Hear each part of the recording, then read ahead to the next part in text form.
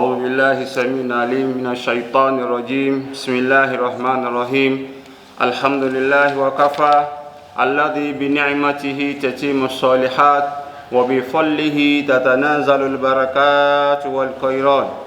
ثم الصلاة والسلام على من لا نبي بعده خير خلق الله مصطفى محمد رسول الله صلوات الله وسلامه عليه المبعوث رحمة للعالمين، وعلى آله الطاهرين وعلى أصحابه المجاهدين وعلى كل من دعا بدعوته واستنى بسنته واهتدى بهديه ومسلك مسلكه ومنهج منهجه إلى يوم لا ينفع مال ولا بنون إلا من أتى الله بقلب سليم. إخواني في الدين وإخواني في الإسلام، أوصيكم ونفسي أولا بتقوى الله. قال تعالى في كتاب المجيد: يا أيها الذين آمنوا اتقوا الله حق تقاته ولا تموتن إلا وأنتم مسلمون. وقال رسول الله صلى الله عليه وسلم: إن خير الكلام كلام الله، وخير الهدي هدي محمد صلى الله عليه وسلم. إن شر الأمور محدثاتها وكل محدثة بدعة وكل بدعة ضلالة وكل ضلالة في النار، فليعوذ بالله. Àtúnṣàdé Ọlọ́run Ọba Allah subhanahu wa ta'ala lẹ́ni kúrò lọ́dọ̀ èṣù ẹni ẹ̀kọ́ ẹni ìgbé. Ọlọ́run má jẹ́ ó ráyè nínú ìgbésẹ̀ ayé ẹnì kọ̀ọ̀kan wa. Ní orúkọ Ọlọ́run Ọba aláàánú jù, ọba oníkẹ́, òun náà la tún fi bẹ̀rẹ̀ ìdánilẹ́kọ̀ọ́ wa ti èní pẹ̀lú ògo Ọlọ́run. Eléyìí tí a tún máa yànnàná lẹ́ni òun náà ni wípé kayfa tusalli salatal Eid fil manzil li'intizari coronavirus. Òun náà ni wípé báwo ni ó yẹ ká tó ṣe kírun ọdún ní ilé wa láwọn àkókò fìtínà fáírọ́ọ̀sì kòrónà tó wà ń ta coronavirus. Báwo ló ṣe yẹ ká ṣe kírun? Báwo ni ọ̀rọ̀ ìrun gangan fúnra ẹ̀, ìrun ọdún Eid, báwo ló ṣe bẹ̀rẹ̀? Nígbà tó bẹ̀rẹ̀, báwo ni wọ́n ṣe bẹ̀rẹ̀ sí ní kí? Nígbà tá bẹ̀rẹ̀ sí ní kí, báwo ni kí ni ìdájọ́ Eid fúnra rẹ̀? Ìdájọ́ Eid àwẹ̀ tá a fẹ́ parí díẹ̀díẹ̀ tó ń lọ yìí, Ọlọ́run Ọba Allah subhanahu wa ta'ala kó jẹ́ á parí ẹ̀ láyọ̀. La hawla wala quwwata illa billahi al-aliyyil azim. Alákọ̀ọ́kọ́ Eid, gbólóhùn Eid a máa rí nínú ọ̀rọ̀ ọmọlẹ́yìn Ànábì wa Isa alayhi salatu wassalam nígbà tí wọ́n ń ṣàlàyé ńjọ́ náà lọ́hùn pé kí Ànábì Isa bá wọn bẹ Ọlọ́run k'Ọlọ́run Ọba sọ wọ́n ti ń pè kalẹ̀, ìyẹn náà ni oúnjẹ tó kún kẹ́kẹ́ tó ń bẹ nínú tébù tó yọ Ọlọ́run sọ kalẹ̀, tọ́lọ́run bá sọ kalẹ̀ fáwọn tó ń jẹ prepared food, tó ń jẹ tó ti sè tó ti jiná. Kìí ṣe pé wọ́n á ṣẹ̀ wá sọ ewédú kalẹ̀, á ṣẹ̀ máa wá ja, wọ́n ṣẹ̀ sọ ẹ̀fọ́ kalẹ̀, ẹ̀fọ́ tí wọ́n ti prepare tó lédè nú, tó nígbín nú, tó ní bọ̀kọ̀tọ̀ nú láti sánmọ̀ wá. Ẹ wo béèrè àwọn ọmọ Bani Israel, wọ́n bè lọ́wọ́ Ànábì wọn bẹ́ẹ̀. Wa idh qala al-hawariyuna ya Isa ibn Maryam, nígbà tí àwọn mẹ́wàá Ànábì Isa ọmọ Maryam tí wọ́n tán máa ń pè ní àwọn disciples, tí wọ́n ń sọ fún Ànábì Isa báyìí wípé ìrẹ Ànábì Isa o, hal yastati'u rabbuka an yunazzila alayna ma'idatan minas samaa. Tí ó tiẹ̀ níkápá tó lè bá wa bẹ Ọlọ́run Ọba tó ń sọ yìí pé kó sọ kalẹ̀ fún wa àwọn ma'idatan minas samaa, àwọn dining table tó ń jẹ ti kún lórí ẹ̀, àwọn tábìlì tá a fi ń jẹun tá a bá orí ẹ̀ bá oúnjẹ kún lórí ẹ̀. Qala taqullaha in kuntum mu'minin. Ànábì Isa ní ẹ bẹ̀rù Ọlọ́run, ẹ bẹ̀rù Ọlọ́run, taqullaha, ó bá já sí pé lóòótọ́ onígbàgbọ́ òdodo ni ẹ bẹ̀rù Ọlọ́run. Qalu nuridu an na'kula minha. Wọ́n tún sọ fún pé àwa kàn fẹ́ jẹ nínú ẹ̀, a fẹ́ jẹ nínú oúnjẹ yẹn, làwa kò ń ṣe pé bóyá nǹkan kan la gbà lérò. Wa natma'inna qulubuna, a sì fẹ́ kọ́kàn wa kó balẹ̀. Lóòótọ́ lòun sọ Ànábì Ọlọ́run yẹn là ń tẹ̀lé ẹ, ṣùgbọ́n àṣà kọ́kàn wa lè balẹ̀. Báwọn ọmọ Bani Israel ṣe rí nìyẹn, àwọn Júù àti àwọn Nasara báwọn ṣe rí nìyẹn. Àwọn béèrè oríṣiríṣi wọ́n máa bè lọ́wọ́ àwọn ànábì wọn nítorí èdè ẹ̀ àwa fẹ́ kọ́kàn wa ó balẹ̀. wa na'lam an qad sadaqtana wa nakunna 'alayha minash shahidin. Bákan náà a fẹ́ mọ̀ lódodo, a fẹ́ gbọ́ lódodo àwọn nǹkan tó ń sọ fún wa yìí, a fẹ́ mọ̀ bóyá lóòótọ́ òdodo ni ká sì jẹ́rìí sí. wọ́n nítorí díẹ̀ la fi ń sọ eléyìí. Qala Isa ibn Maryam, gẹ́gẹ́ bó ṣe jẹ́ ànábì Ọlọ́run lóòótọ́, òun náà wá ní Allahumma, olúwa wa o, Ọlọ́run ọba wa o, Rabbana, olúwa wa o, anzil alayna ma'idatan minas samaa, bá wa sọ tábìlì oúnjẹ tó ti kún kẹ́kẹ́ fún oúnjẹ kalẹ̀ láti sánmà, takunu lana iddan, kó lè máa jẹ́ ọdún fún wa. wọ́n ní àkọ́kọ́ bí tí wọ́n ti ń gbólóhùn ọdún nìyí. takunu lana iddan, kó lè máa jẹ́ ọdún fún wa àwa tá à ń bẹ lákòókò yìí. li awwalina wa akirin, fún àwa àní àkọ́kọ́, wa akirina wa ayatan mink, kó tún máa wá jẹ́ àmì àwọn signs, gẹ́gẹ́ bá a ṣe máa ń sọ nípìnlẹ̀ the signs of Allah, kó máa jẹ́ àmì fún wa, ẹni àkọ́kọ́ inú wa àti àwọn tí ó gbẹ̀yìn inú wa. warzuqna wa anta khairur razikin, Ọlọ́run bá wa pèsè fún wa, torí pé wọ́n lọ́ba tó dára jù lẹ́ni tó ń fi ń pèsè fún ni. níjọ́ náà Ọlọ́run bá sì sọ kalẹ̀ láti sánmọ̀, ó sọ oúnjẹ kalẹ̀ gẹ́gẹ́ bí Ọlọ́run ṣe jẹ́ ọba tí kìí jẹ́ káwọn òjíṣẹ́ rẹ̀ tí kìí játàn mọ́ wọn, ó sì sọ oúnjẹ kalẹ̀. torí pé àdúrà táwọn òjíṣẹ́ Ọlọ́run bá gbà mustajab, ó yàtọ̀ sí àdúrà èmi àti ẹ̀yin. àwa lè gbàdúrà ń sin kọ́lọ́run lọ lára, àmọ́ ọ̀ṣà àwọn ànábì Ọlọ́run tó bá bẹ Ọlọ́run máa ń gbàdúrà wọn kì í dédé tẹ́wọ́ sókè pé àfi tó bá nídìí láwọn ẹ̀kọ́ kan náà máa ń sábà tẹ́wọ́ pé a fẹ́ bẹ Ọlọ́run. lórí díẹ̀ àkọ́kọ́ ní ibi tí wọ́n ti mú ọdún nìyẹn. nígbà tí ó wá dé ìlú Mọ́kà, tọ́lọ́run bá náà gbé ànábì dìde sallallahu alaihi wasallam lójíṣẹ́ fún odidi bí ọdún bíi 10 tí wọ́n lò ní Mọ́kà. inú wàhálà ni, inú wàhálà láti ibì kan bọ́ síbì kan, kò sí ọ̀rọ̀ ọdún. wọ́n á fìyà jẹ wọ́n ò ní táǹjẹ fún wọn, wọ́n sanction wọn. wọ́n bá ní wọ́n ń sanction èèyàn ayé ànábì ló ti bẹ̀rẹ̀ sallallahu alaihi wasallam ní ìlú Mọ́kà. gbogbo oúnjẹ wọn ni ẹ má ta fáwọn tó bá ti gba Islam, gbogbo oúnjẹ ẹ má ta fún àwọn, ẹ má fún wọn láṣọ, ẹ lé wọn sí inú pápá kan. wọ́n nítorí díẹ̀ ń gbóná ti fẹ́ dunnú, kí ló ń jẹ́ ìrun ọdún, kò sí ń bẹ̀ yẹn. àmọ́ ṣàǹgbà tọ́lọ́run gbà wọ́n láàyè tí wọ́n ṣe hijira lọ sí ìlú Madina, Ọlọ́run bá wá gbà wọ́n láàyè ń bẹ̀ yẹn. wọ́n wá bá àwọn Yahudi àtàwọn Nasara táwọn ń ṣọdún, wọ́n ń ṣọdún láwọn àkókò tí wọ́n débẹ̀. wọ́n ní báyìí òun náà ni kan nú àwọn ọmọlẹ́yìn ànábì sàlá nú wọn ní Anas bin Malik. ó wá ń bè lọ́wọ́ ànábì pé kí làwọn eléyìí ń ṣe, kí ni wọ́n ń ṣe yìí? wọ́n ní wọ́n ń ṣọdún ni, ọdún ni wọ́n ń ṣe. ó ní ṣáwa náà ò ní àkókò táwa náà máa fi ṣọdún ni, torí pé àwa nísìnyí ogun la bá yí láti Mọ́kà débí, ṣé kò ní sọ́jọ́ kan pàtó táwa náà ò máa fi ṣọdún ni? òjíṣẹ́ Ọlọ́run bá wá ní qad abdalakum eidain, Ọlọ́run bá ti fi ọdún méjì rọ́pò ọdún tí wọ́n tẹ̀ ń ṣe yẹn. Ọlọ́run bá ti gbàdúrà yín. Eidul Fitr, òun náà ni ọdún tá a bá gbàwẹ̀ tán tá a máa ń ṣe, wà Eidul Adha, àtọdún tá a máa ń dún ẹran lọ́dún iléyá. ó nítorí díẹ̀ láti àkókò yìí lọ, nǹkan tó ń jẹ́ ọdún òun náà ni as-sururu wal bahja wal falah, òun náà ni ká dunnú, ká rẹ́rìn múṣẹ́múṣẹ́, ṣẹ̀kẹ̀ṣẹ̀kẹ̀, ayọ̀ ṣẹ̀kẹ̀ṣẹ̀kẹ̀, òun ló ń pè ní ọdún. wọ́n wá ní gẹ́gẹ́ bí a ti mọ̀ tẹ́lẹ̀tẹ́lẹ̀ láwọn àkókò ọdún, àwọn ìyàtọ̀ díẹ̀díẹ̀ ń bẹ lọ́dún iléyá àti ọdún ìtúnu àwẹ̀. ìtúnu àwẹ̀ la fẹ́ ṣe yìí, àwọn ìgbàláyè tó wà fún wa kò sí ní díẹ̀ nígbàláyè iléyá. àsìkò ọdún eléyìí wọ́n fẹ́ ká jẹun ká tó lọ Eid,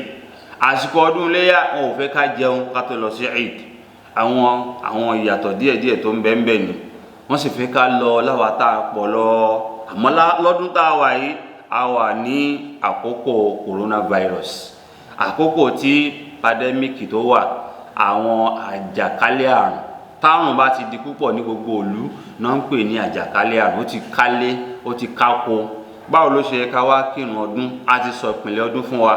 ẹ̀rí bí ó ṣe bẹ̀rẹ̀. báwo ló ṣe ká wá kírun ọdún yẹn láwọn àkókò yìí? àkọ́kọ́ àwọn àfáà sọ fún wa pé lákòókò yìí filmanzil, ilé wa láti kírun ọdún, kò sí pápá kan tá a fẹ́ lọ. lẹ́yìn Mọ́kà àti Mọ̀dínà nìkan gbogbo orun tá a bá máa kí nínú ọdún inú pápá fi sára a kì í kírun ọdún mọ́ṣáláṣí ní Mọ̀dínà náà gbà láyè àti Mọ́kà. lẹ́yìn Mọ̀dínà àti Mọ́kà ní Kaaba gbogbo mọ́ṣáláṣí tó kù lórílẹ̀ ayé a máa kó nu mọ́ṣáláṣí ni a lọ sínú ta borí fídì ni ojú títì ni ẹ̀yìn ìlú ni inú oko ni àwọn ibi tá a ti ń kírun lélẹ̀. àyàfi tí làlúrí dọ̀rúrí kan bá wà ní bóyá wọ́n ti ń pè wàhálà ń ṣẹlẹ̀ láwọn ọ̀tá tá a fẹ́ lò láti kóra wa mọ́ṣáláṣí àbí òjò àlùmọ́tọ̀ ṣẹ́dí tó pọ̀ gan ìyẹn ń rọ̀ àkó sí mọ́ṣáláṣí tí ò bá ti ṣẹlẹ̀ àkírun wa ní inú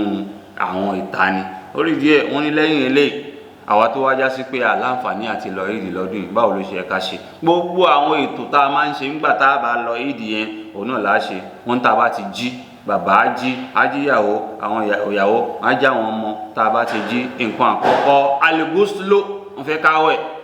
àájí wọn yẹ ẹlẹ́wẹ̀ yawmuna hadha yawmu eid ọdún ọjọ́ tá a wà yẹ ọjọ́ ọdún ní torí di yáyá ẹlọ́wẹ̀ wọ́n lọ́wẹ̀ tán bá ti wá wẹ̀ tán wọ́n á fi pẹ̀fúmù sára àwa tí ilé wa bá láyè àwa bàbá àti ìyá ọlọ́mọ mẹ́ta ọkùnrin méjì ọkùnrin kan àbí obìnrin kan wọ́n wá tò sáfù méjì wọ́n á tò sáfù àkọ́kọ́ àwọn ọkùnrin méjì wọ́n wà ńbẹ̀ sáfù ẹlẹ́ẹ̀kejì àwọn ìyá àti obìnrin wọ́n wà ńbẹ̀ èyí tó wá wà wájú ìmáàmù bàbá ó ṣe máàmù àbọ̀mọ tó bá ti dángájíá tóun náà ti mọ nǹkan tó lè kà bàbá lè ti síwájú tóun náà ti jẹ́ àfáà tó ti lọ káàkiri ó ti lọ mọ ẹni tó lọ Morocco ẹni lọ Saudi nínú àwọn ọmọ ẹni tó lọ sí Misra ó lọ sí Egypt gbogbo wọn ti wá dé àwọn náà ti dàfà àwájọ ń bẹ nínú ilé kan náà a lè ti ọmọ wa náà síwájú tó ti bàlágà láti kírun fún wa àbí kí bàbá náà kó gba wájú tàbá ti wá bẹ̀rẹ̀ àkọ́kọ́ jókòó bá a ṣe máa ń jókòó nínú ọdún àájókòó kí la fẹ́ máa ṣe al-azkar adikiri afẹ́ máa ṣe gbólóhùn tánàbí fi lé wa lẹ́nu sallallahu alaihi wasallam káwa náà máa wí nínú àwọn subhanallah walhamdulillah wala ilaha illallah allahu akbar wala hawla wala quwwata illa billahi al-aliyyil azim gbólóhùn kan ni a máa wí kó tó di pé agbérùn dúró afáyélẹ̀ láwọn àkókò tá a rí kóòrùn náà ó ti yọ dáadáa láwọn àkókò bí aago bíi 9 láti bí aago bíi 8 àbọ̀ lọ ságo 10 làwa náà ti wò ó láti fi kírun àwa kọ́kọ́ jókòó a máa ṣe àbáwọn àsìkárù míì Allahu akbar la ilaha illallah Allahu akbar walillahil hamd àbáwọn àsìkárù míì tó bá tún bọ́ sí wa lẹ́nu àkọ́kọ́ ṣe yẹn fúngbà díẹ̀ lẹ́yìn ìgbà tá a bá ti ṣe yẹn tán ẹ̀rí sáfù lókù sáfù tá a wá ṣe la adhan wala iqam kò sí pa ń ṣe azan ní pèrún sì ní ṣèkọ́mọ̀ tí bàbá tó fẹ́ jẹ́ imam bá ti gbérun dúró àbẹ́ńtà fàkalẹ̀ kó jẹ́ imam kì í ṣe nǹkan tá a lọ sílé kejì pé àwa fẹ́ kírun nílé wa o lákòókò pandemic yìí pé àwa fẹ́ kẹ̀yìn náà máa bẹ̀ wá darapọ̀ mọ́ wa láàfin hadal asr ìyẹn ò sí náà àkókò tá a wà yìí kó ní kálukú mọ́líbọ́sù fi bayti kó wà nínú ilé yàrá tiẹ̀ kó ní kálukú kírun ní ẹ̀ kò sábúrú ń bẹ̀ lákòókò yìí àrọ̀rọ̀ aṣọ ọdún dandan kọ́ àmọ́ tó yẹ bá rà náà ẹ lò nínú yàrá yín bẹ̀ ká lò ó tá a bá ti wá bẹ̀rẹ̀ bàbá sáfù tí yóò gbé báyìí Allahu akbar takbiratul ihram alákọ̀ọ́kọ́ nìyẹn lẹ́yìn tó bá ti ṣe alákọ̀ọ́kọ́ yẹn tán ẹ̀rí a ṣe mẹ́fà lé a máa jẹ́ mélòó a máa jẹ́ méje lẹ́yìn yẹn a ṣe àdúrà tá a máa ń ṣe iftitahiyya a ṣe kó tó di pa abẹ̀rẹ̀ tó bá mọ̀ ìyẹn mustahab afẹ́ ká ṣe subhanaka allahumma wa bihamdika wa tabaraka ismuka wa ta'ala jadduka wa la ilaha ghayruka àbí allahumma nakini min qatayaya kama yunaqqa as-sawb al-abyad min ad-danas allahumma ba'idni min qatayaya kama ba'idta bayna al-mashriq wal-maghrib àti bẹ́ẹ̀ lọ nínú àwọn àdúrà yẹn èyí tá a bá mọ̀ àwọn kì í ṣọ̀ràn yàn nínú àwọn àdúrà tá a fi ń sílẹ̀ ká tó bẹ̀rẹ̀ Fatiha nínú ẹ̀ a kà suratul Fatiha ní aka alákọ̀ọ́kọ́ bákan náà suratul Ghashiyah sabbisma rabbikal a'la fún mọ́mù tó bá ha sórí wọ́n fẹ́ káàkà èyàn ló gbajúmọ̀ jù ló sì tẹ̀wọ̀n jù ẹni tí ò bá wá ha yẹn sórí ó lè ka nǹkan èyí tó bá ha sórí kó kà yẹn náà ṣùgbọ́n èèyàn máa ń ha ni ẹlẹ́ẹ̀kejì tá a bá ti lọ sílẹ̀ tá a bá ti dìde tẹkibira tá máa ṣe ń bẹ̀ yẹn márùn ni pẹ̀lú ìta fi dìde ó jẹ́ mẹ́fà. wọ́n fẹ́ ká ka suratul Ghashiya níbẹ̀ yẹn hal ataka hadithul Ghashiya bẹ́yìn bá mọ̀ èyí tá bá mọ̀ wọ́n ní àwọn afọ àgbàlérò àwọn míì tá bá tún mọ̀ a lè ka suratul Shams a lè ka suratul Duha àti bẹ́ẹ̀ bẹ́ẹ̀ lọ nínú àwọn súrà tó bá tún wá sí wa lórí. lẹ́yìn ìgbà tá a bá ti ṣe yẹn tán la kutuba tá a bá ti sálámà tán assalamu alaikum warahmatullah assalamu alaikum warahmatullah kò sí kútúbà pé bàbá ṣẹ̀ wá lọ píríǹtì kútúbà àbí àwa fẹ́ máa wá dojúkọ àwọn ìyàwó àtọmọ nínú ilé kò sí kútúbà ń bẹ̀ kákùn bẹ Ọlọ́run ká ṣàdúà láwọn àkókò ọdún yẹn tá a bá ti ṣe yẹn tán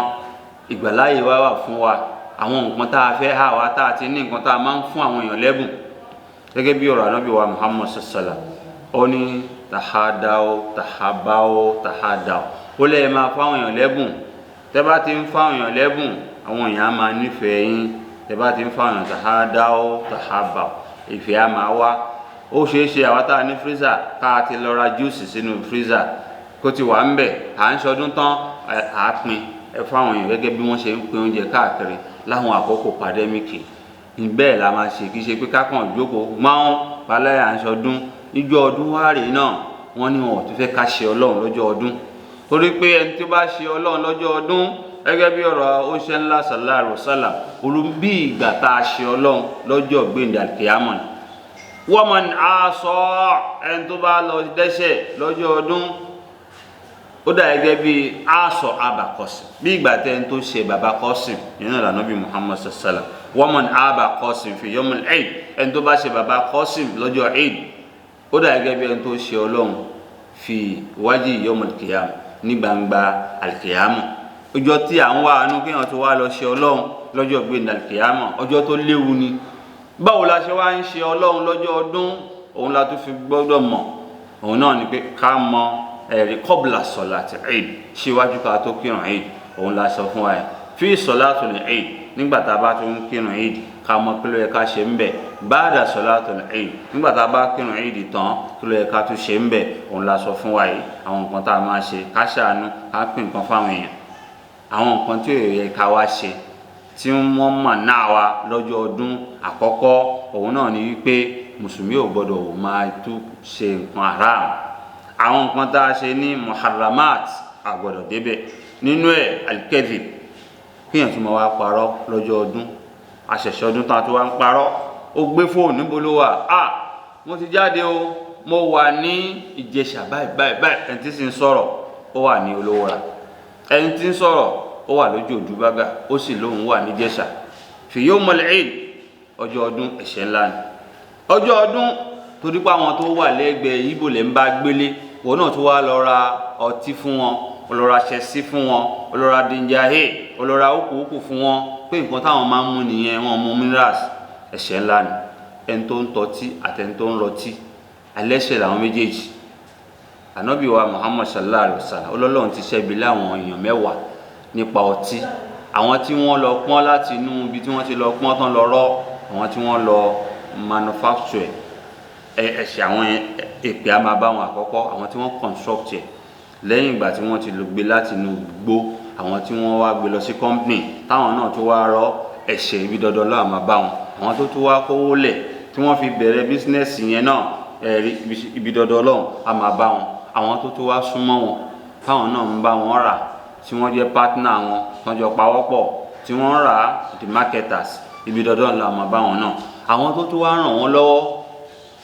àfẹ́ ràn yín lọ́wọ́ ilé nílẹ̀ àwa la nílẹ̀ nǹkan tó bá wọn yín kẹ́ ṣe ń bẹ̀ ọtí la fẹ́ ta ẹ̀ máa tà ń bẹ̀ lọ mọ́tò wa ẹ má fi kọ́ ẹ lè fi kọ́tì àbí mo ní mọ́tò gbogbo eléyìí náà àwa ta ràn wọ́n lọ́wọ́ ẹ jọ nítorí Ọlọ́run ẹgbẹ́rù mi ọtí ló fẹ́ gbẹ́rù èèyàn ó tún jẹ́jọ́ ọdún ẹlẹ́ṣẹ̀ níwọ náà ibi dandan Ọlọ́run á máa bá gbogbo ẹni tó bá ń gbẹ́rù ọlọ́tí nínú ẹ̀sìn wa ẹnujọ́ mẹ́ta yìí àwa nú àwẹ̀ ẹnìkan ìyá kan wà ó fẹ́ gbé ọtí wọnú márúwá inú kẹ̀kẹ́ márúwá ẹni tó wà lẹ́gbẹ̀ẹ́ jẹ́ inú àwọn málà àwọn Haúsá ó wá ní please help me carry ìyẹn wọ ẹgbẹ́ ẹ̀ báyìí ló bá mọ́jú mo wá ní why you no help ó ní is alcohol alcohol àwùsùbìlà nínú ṣètọ́nù àwọn Haúsá nìyẹn bí táwọn ṣe rí nìyẹn wọn fi ṣeré wọn kì í fi ẹ̀sìn wọn ṣeré. àwa la máa ní àánú òdebẹ̀ yẹn. a gbọ́dọ̀ mutí, a gbọ́dọ̀ rà fún yàn lọ́jọ́ ọdún. nínú nǹkan tá a tún gbọ́dọ̀ ṣe lọ́jọ́ ọdún, mùsùlùmí kì í bá yàn jà. a kì í tó a ti ṣàṣọdún tá a ti gbàwẹ̀ tán, a tún gbọ́dọ̀ ṣe. àbáwọn nǹkan tá a ti kó oúnjẹ tẹ́lẹ̀tẹ́lẹ̀ tá a ti fi sílẹ̀ ká tó wá là ń tún ṣe rárá o. nínú nǹkan tá a máa ń ṣe ń jọ ọdún tẹ́lẹ̀tẹ́lẹ̀ nígbà tí ò sí àrùn ta, à lọ kíra wa. àzíyàrọ̀ gẹ́gẹ́ bí ọ̀rọ̀ Ànábì mi kan sallallahu alaihi wasallam, ó ní zuruguban tazdadu hubban, ká máa ṣàbẹ̀wò ara wa, ó máa ń lékún ìfẹ́. tábà ti kú nílé wa, à lọ káwọn èèyàn, à lọ kí wọn. ṣùgbọ́n lákòókò yìí a tún gbọ́dọ̀ wà stay safe ní òtún ní sí. bọ̀bọ̀ wò láà ṣe kíra wa fi tẹlifóònù, fóònù ara wa, máa active, pe àwọn tá a bá mọ̀, ẹ kú ọdún o, pè wọ́n. fi WhatsApp, lo WhatsApp, fi tẹ́sì àwọn èèyàn náà. Facebook, lo Facebook, Instagram, gbogbo àwọn eléyìí tó wà láwọn àkókò yìí, òun náà là á lò gẹ́gẹ́ bí irinṣẹ́ ìgbàlódé. kò ní ìdípa tó ń káàkiri. tí a bá ní bùkátà sí ká jáde ká wà nínú ilé wa láwọn àkókò ọdún yẹn pẹ̀lú àwọn ọmọ wa, ṣùgbọ́n ká má hùwà bámbám láyó. a mọ̀ pé bí ń pọ̀ ọmọ ẹnìkọ̀ọ̀kan bámbám láyó, Islam ò fẹ́. àwọn tí ń bẹ lẹ́gbẹ̀ẹ́ wa lọ́tún ló ṣe bí ń pa wọ́n, kò sóúnjẹ. ìwọ àtàwọn ọmọ ẹ ra chicken wọlé, ẹ̀yin kan náà lẹ bọ́gà wọlé, ẹ̀yin kan náà ní gbogbo ẹ̀, ẹ fáwọn náà ń bẹ. ẹ wà wọn tí bí ń pa, ẹ ṣe léyìí fún wọn. kó tó di pé àwa tá a gẹ́gẹ́ bá ṣe sọ lánàá, àwọn jákà tó ti wà ní ìkápá wa ká ti pín. láwọn àkókò yìí tí pandemic wà yìí, àwọn èèyàn ti ń gba jákà, wọ́n ti ń pín látàná táwa tí a ti sọ wá sí, làwọn èèyàn ti bèrè pé ṣáà ti lè máa pín bẹ́ẹ̀ ni. torí pé fíkìú làwùlàwìyà èyí tó wà nínú àkọọ́lẹ̀ ni pé yawmun aw yawmayn, ọjọ́ kan káwẹ̀ tó parí àbọ̀jọ́ méjì. ṣùgbọ́n láwọn àkókò tá a mọ̀ pé ní sábà ríra wa yìí, a ti pín tá a bá ti wà ní mẹ́wàá gbẹ̀yìn láti bí àná làwọn èèyàn ti bẹ̀rẹ̀. àwọn tí a máa sẹ́ndì ẹ̀ ní inú fatwa Saudi tó jáde níjẹta sánà, òun náà ni pé lọ́dún yìí o, oníkálukú jókòó nílé ẹ má wá sí aram wá kírun o, ẹ má gbé jákà kankan wá o. ẹ ṣe kán máa ṣe lórí online, wọ́n ní kán máa owó ní Saudi, fatwa Saudi lọ́dún yìí. gbogbo àwọn tó ń sọ pé kò sówó tẹ́lẹ̀tẹ́lẹ̀, ìgbà máa ń mú nǹkan, a máa change ẹ̀.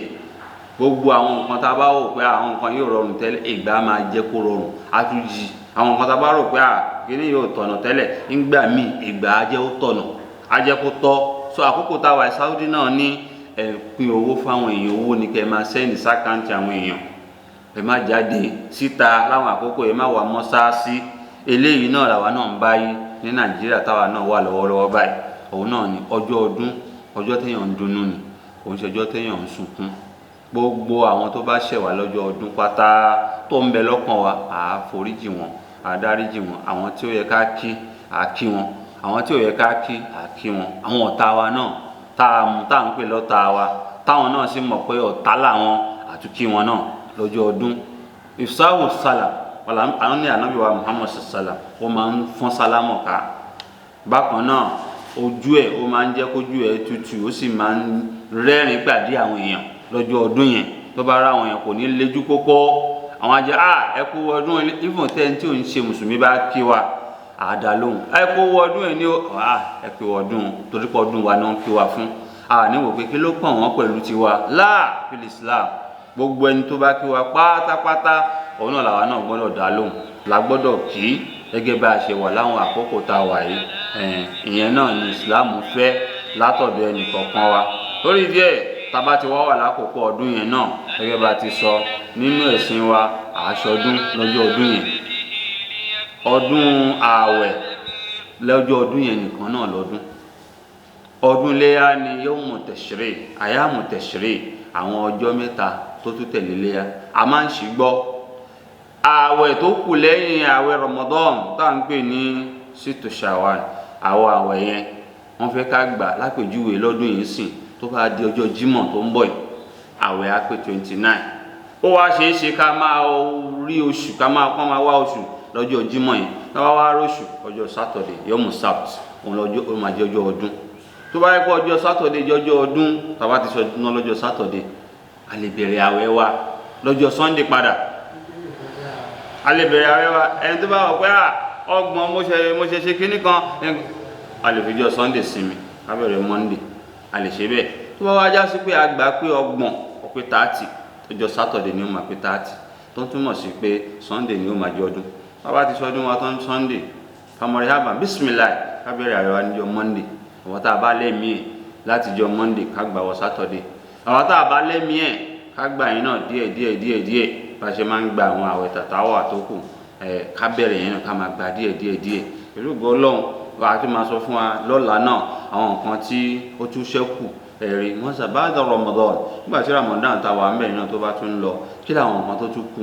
ẹ̀rí wọ́n ní oòrùn tó wà lókè ó taṣọ gbẹ